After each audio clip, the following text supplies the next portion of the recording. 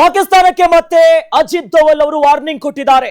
ಭಾರತದ national security adviser Ajit Doval ಅವರು ಈಗಾಗಲೇ ಸಿಂಧೂರ ಸಮರವನ್ನ ಮಾಡಿ ಪಾಕಿಸ್ತಾನಕ್ಕೆ ಗಡಗಡ ಗಡಗಡ ಅನ್ನುವಂತ ಪರಿಸ್ಥಿತಿ ಉದ್ಭವ ಆಗಿದೆ.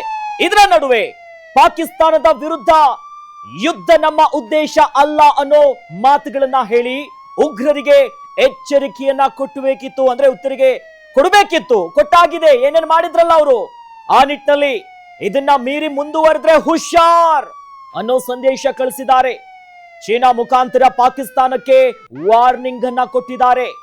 ಆಪರೇಷನ್ ಸಿಂಧೂರ ಮಾಹಿತಿಯನ್ನ ಹಂಚಿಕೊಂಡಿದ್ದಾರೆ ಅಜಿತ್ ದೋವಲ್ ಅವರು.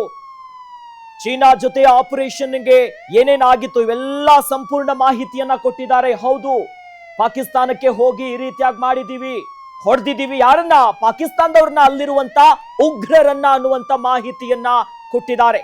ಭಾರತದ ಸ್ಟ್ಯಾಂಡ್ ಕ್ಲಿಯರ್ ಏನಿದೆ ಅನ್ನೋದನ್ನ ಕ್ಲಿಯರ್ ಆಗಿ ಹೇಳಿದ್ದಾರೆ ಅಜಿತ್ ದೋವಲ್ ಅವರು. ಪಾಕಿಸ್ತಾನದ ವಿರುದ್ಧ ಯುದ್ಧ ಮಾಡೋದು ನಮ್ಮ ಉದ್ದೇಶ ಅಲ್ಲ, ಉಗ್ರರಿಗೆ ಎಚ್ಚರಿಕೆಯನ್ನ ನಾವು ಕೊಡಬೇಕಿತ್ತು. ಆ ಏನ್ ಎಚ್ಚರಿಕೆ ಇತ್ತು ಅದನ್ನ ಕೊಟ್ಟಾಗಿದೆ ಅನ್ನೋ ಸಂದೇಶವನ್ನ ಅಜಿತ್ ದೋವಲ್ ಅವರು ಕೊಟ್ಟಿದ್ದಾರೆ. ಹೀಗಾಗಿ ಎಲ್ಲಾದ್ರೂ ಮಿತಿ ಮೀರಿ ಮತ್ತೆ ಎಲ್ಲಾದ್ರೂ ಮುಂದಾದ್ರೆ ಬಿಡಲ್ಲ ಅನ್ನೋ ಸುಳಿವು ಕೊಟ್ಟಿದ್ದಾರೆ. ಆಪರೇಷನ್ ಸಿಂಧೂರದ ಮಾಹಿತಿಯನ್ನ ಹಂಚಿಕೊಂಡಿದ್ದಾರೆ ಅಜಿತ್ ದೋವಲ್ ಅವರು. ನ್ಯಾಷನಲ್ ಸೆಕ್ಯೂರಿಟಿ ಅಡ್ವೈಸರ್ ಚೀನಾ ಜೊತೆ ಆಪರೇಷನ್ ಸಿಂಧೂರ ಏನಾಯ್ತು, ಎಲ್ಲೆಲ್ಲಿ ದಾಳಿ ಮಾಡಿದ್ವಿ, ಈ ಮಾಹಿತಿಯನ್ನ ಕೊಟ್ಟು ಡೈರೆಕ್ಟ್ ವಾರ್ನಿಂಗ್ ಅನ್ನ ಕೊಟ್ಟಿದ್ದಾರೆ. ಯಾಕೆ ಮಾಡಿದ್ವಿ ಆಪರೇಷನ್ ಸಿಂಧೂರ, ಭಾರತದ ಸ್ಟ್ಯಾಂಡ್ ಬಹಳ ಕ್ಲಿಯರ್ ಆಗಿದೆ ಅನ್ನೋ ನಿಟ್ಟಿನಲ್ಲಿ ಆಪರೇಷನ್ ಬಗ್ಗೆ ಮಾಹಿತಿಯನ್ನ ಕೊಟ್ಟು ನೇರವಾಗಿನೇ ಎಚ್ಚರಿಕೆಗಳನ್ನ ಕೊಡೋ ಎಲ್ಲ ವಿಚಾರ ಆಗಿದೆ. ಪಾಕಿಸ್ತಾನದ ವಿರುದ್ಧ ಯುದ್ಧ ಮಾಡಬೇಕು, ಪಾಕಿಸ್ತಾನ ದಾಳಿ ಮಾಡಬೇಕು ಅನ್ನೋದಲ್ಲ.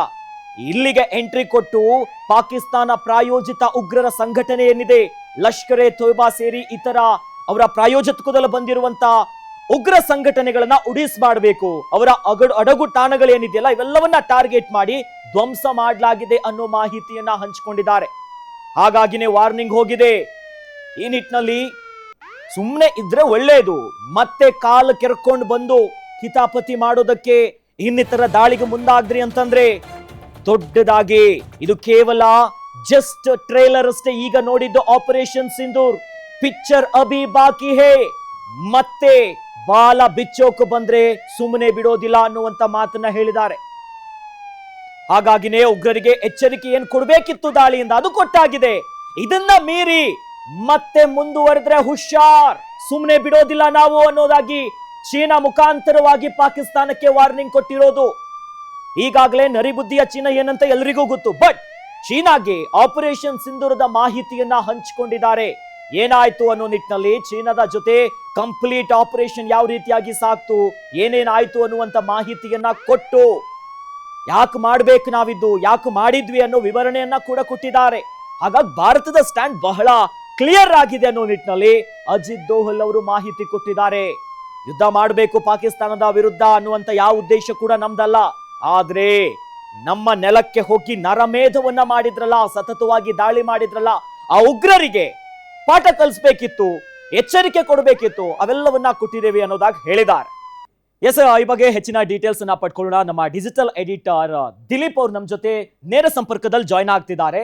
ಎಸ್ ದಿಲೀಪ್, ಈಗಾಗಲೇ ಆಪರೇಷನ್ ಸಿಂಧೂರದ ಮೂಲಕವಾಗಿ ಪಾಕಿಸ್ತಾನ ಪತ್ರಗೊಟ್ಟು ಹೋಗಿದೆ, ಅದೊಂದು ಗೊತ್ತಿದೆ. ಬಟ್ ಈಗ ಅಜಿತ್ ದೋವಲ್ ಅವರು ಒಂದು ನೇರ ಸಂದೇಶ ಕೊಡ್ತಿದ್ದಾರೆ. ಇದು ಜಸ್ಟ್ ಟ್ರೇಲರ್ ಅಷ್ಟೇ, ಪಿಕ್ಚರ್ ಅಭಿ ಬಾಕಿ ಅನ್ನೋದಾಗಿ ಚೀನಾ ಮುಖಾಂತರ ಪಾಕಿಸ್ತಾನಕ್ಕೆ ಸಂದೇಶ ಕೊಡ್ತಿದಾರಲ್ಲ, ಇದರಲ್ಲಿ ಯಾವ್ದನ್ನ ಬಹಳ ಪ್ರಮುಖವಾಗಿ ನಾವಿಲ್ಲಿ ಗಮನಿಸಬಹುದು, ಏನ್ ಹಿಂಟ್ ಇರ್ಬೋದು ಇದ್ರದ್ದು?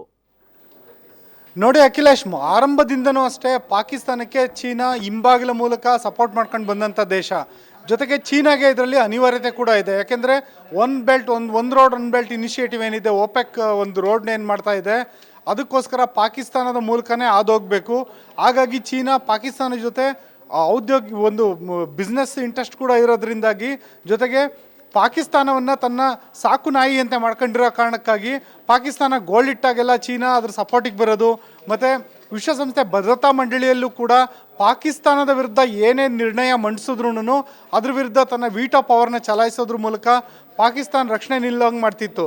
ಮತ್ತು ಯಾವಾಗ ಇವತ್ತು ಬೆಳಗ್ಗೆ 2 ಗಂಟೆಗೆ ಪಾಕಿಸ್ತಾನದ ಮೇಲೆ ಭಾರತ ಏರ್ ಸ್ಟ್ರೈಕ್ ಮಾಡಿದಾಗ ಚೀನಾ ಮೊದಲಿಗೆ ತನ್ನ ಪ್ರತಿಕ್ರಿಯೆಯನ್ನು ಕೊಟ್ಟಿದ್ದು, ಯಾವುದೇ ರೀತಿಯಾದಂಥ ಭಯೋತ್ಪಾದನೆಯನ್ನು ನಾವು ಸಹಿಸಲ್ಲ ಅಂತ. ಅಂದರೆ ಅರ್ಥ ಏನು, ಬಂದು ಪಾಕಿಸ್ತಾನದ ಭಯೋತ್ಪಾದಕರು ಭಾರತದಲ್ಲಿ ಭಯೋತ್ಪಾದನೆ ಮಾಡಿದ್ರು, ಅದನ್ನೇ ಭಾರತ ಪುನರಾವರ್ತನೆ ಮಾಡ್ತಿದೆ ಅನ್ನೋ ರೀತಿ ಪರೋಕ್ಷವಾಗಿ ಭಾರತದ ವಿರುದ್ಧ ಚೀನಾ ಮಾತಾಡಿತ್ತು. ಆದರೆ ನೀವಿಲ್ಲೊಂದು ಅರ್ಥ ಮಾಡ್ಕೊಬೇಕು, ಈ ಹಿಂದೆ ಬಾಲಾಕೋಟ್ ಸ್ಟ್ರೈಕ್ ನಡೆದಾಗ ಪಾಕಿಸ್ತಾನ ನಮ್ಮ ನೆಲದಲ್ಲಿ ಏನೂ ಆಗಿಲ್ಲ, ಯಾರೂ ಸತ್ತಿಲ್ಲ, ಯಾರಿಗೂ ಏನಾಗಿಲ್ಲ ಅಂತ ಹೇಳಿತ್ತು. ಆದರೆ ಈಗ ಪಾಕಿಸ್ತಾನದ ವರ್ತನೆ ಬದಲಾಗಿದೆ. ಆ ಪಾಕಿಸ್ತಾನ ತನ್ನ ನೆಲದ ಮೇಲೆ ಎಷ್ಟು ಅಟ್ಯಾಕ್ ನಡೀತು, ಯಾರ್ಯಾರು ಸತ್ತರು ಅಂತ ಪಾಕಿಸ್ತಾನನೇ ಅಧಿಕೃತವಾಗಿ ಮಾಹಿತಿ ಕೊಡ್ತಾ ಇದೆ.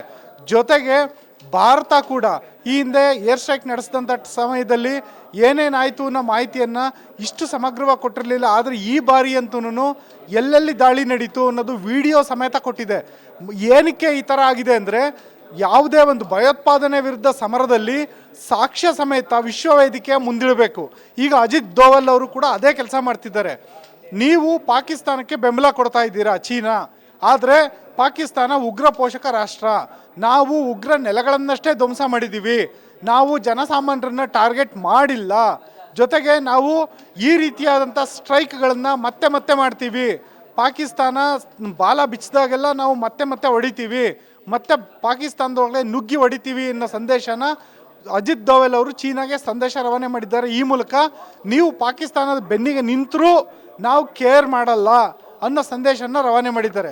ಮತ್ತು ಈ ಪಾಕಿಸ್ತಾನ ಅನ್ನೋದು ಕೂಡ ಭಾರತದಂತೆ ಒಂದು ಸಾರ್ವಭೌಮ ರಾಷ್ಟ್ರ, ಅದಕ್ಕೂ ಒಂದು ಪರಮಾಧಿಕಾರ ಇರುತ್ತೆ.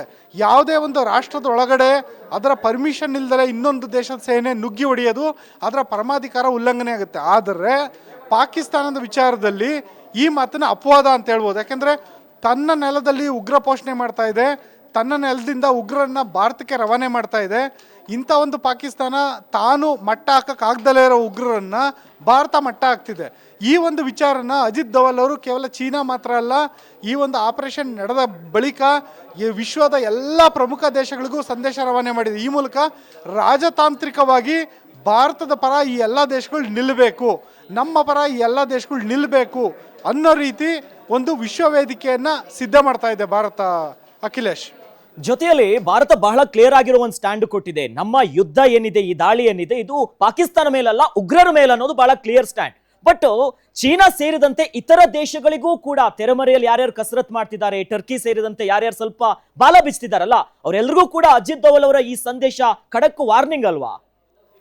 ಆ್ಯಕ್ಚುಲಿ ಏನಾಗುತ್ತೆ ನೋಡಿ ಅಖಿಲೇಶ್, ಇವಾಗ ಸಾಮಾನ್ಯವಾಗಿ ಅಜಿತ್ ದೋವಲ್ ಅವರು ಇವಾಗ ಈ ಒಂದು ಸಂದೇಶವನ್ನು ಏನು ರವಾನೆ ಮಾಡಿದ್ದಾರೆ, ಈ ಸಂದೇಶ ಕೊಟ್ಟಿರೋದ್ರ ಹಿನ್ನೆಲೆ ಏನು ಅಂತ ಹೇಳ್ಬಿಟ್ಟು ನಾವು ಗ್ರಹಿಸಬೇಕು.